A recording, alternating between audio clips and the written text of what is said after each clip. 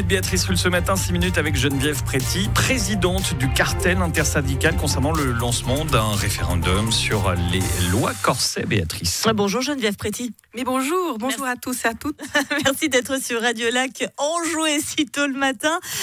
Beaucoup moins, ce qui vous donne beaucoup moins le sourire, ce sont ces lois corset, puisque vous lancez un référendum, vous, syndicat, mais aussi parti de gauche. Quel est de nouveau le problème ? Eh bien oui, il y a un large front référendaire contre ces lois qui veulent corseter les prestations publiques et essouffler tout le monde.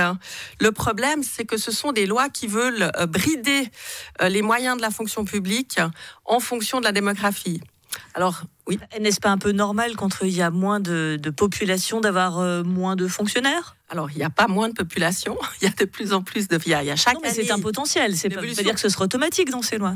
Oui, peut-être, mais le problème, c'est que les besoins, c'est un très mauvais indicateur, la démographie, il s'en est un, mais il n'est pas suffisant, parce que des besoins augmentent pas forcément proportionnellement avec la démographie. Je vous donne un exemple, le chômage, par exemple, ça n'est pas quelque chose qui évolue avec la démographie, c'est quelque chose qui évolue en fonction de l'économie. Et donc, on va se trouver coincé avec des besoins qui ne pourront pas être résolus à cause de ces lois. Et c'est pour ça qu'on va lancer ce référendum contre ces lois pour expliquer à la population que s'ils veulent réduire les files d'attente, s'ils veulent éviter d'avoir à attendre au lit de l'hôpital, s'ils veulent éviter d'avoir à attendre au guichet, il ne faut pas qu'ils votent ces lois parce qu'elles ne sont pas corrélées avec les besoins et la vie réelle. La dernière loi dans votre viseur, c'est notamment celle qui prévoit qu'en cas de budget déficitaire, aucun poste permanent supplémentaire ne puisse être créé à l'État. Est-ce que c'est pas tout simplement ce qu'on appelle du bon sens ? On a un déficit, on ne peut pas engager davantage. Ça semble assez logique. Mais si les besoins sont là, si on n'a pas les moyens de les payer. Mais on a les moyens, puisque je vous rappelle juste que cette droite qui a fait passer ces lois, il n'y a pas si longtemps que ça, a fait baisser les impôts en disant que ça ne posait aucun problème. Eh bien voilà, nous avons la preuve aujourd'hui que c'est un mensonge, ça pose un problème puisqu'ils veulent réduire les moyens de l'État. On a l'impression quand même que vous partez du principe que le Grand Conseil veut à tout prix s'en prendre à la fonction publique. Mais oui, la majorité de droite veulent s'en prendre aux prestations publiques. Je vous prends le cas de l'enseignement. Ils ont dû corriger leur loi. Elle était très mauvaise de ce point de vue-là. Ils l'ont corrigée parce que c'est une évidence qu'on doit corréler le nombre d'enseignants par rapport au nombre d'élèves. Donc, ils ont modifié leur loi dans ce sens-là, mais ils ont complètement oublié de modifier aussi pour l'ensemble du personnel autour de l'enseignement, parce qu'ils n'ont pas, cette loi ne va pas augmenter en proportion des élèves l'éducation sexuelle à l'école, les infirmières scolaires, les secrétaires, je veux dire, les parents et les élèves vont bientôt trouver des secrétariats fermés parce qu'il n'y aura plus les moyens de leur répondre de ce point de vue-là. Vous vilipendez la majorité de droite, mais une majorité de droite qui met en pratique une politique de droite n'est somme toute pas logique. C'est logique, il n'empêche qu'il faut expliquer à la population que ça va leur poser des problèmes. Je peux prendre l'exemple aussi sur la santé.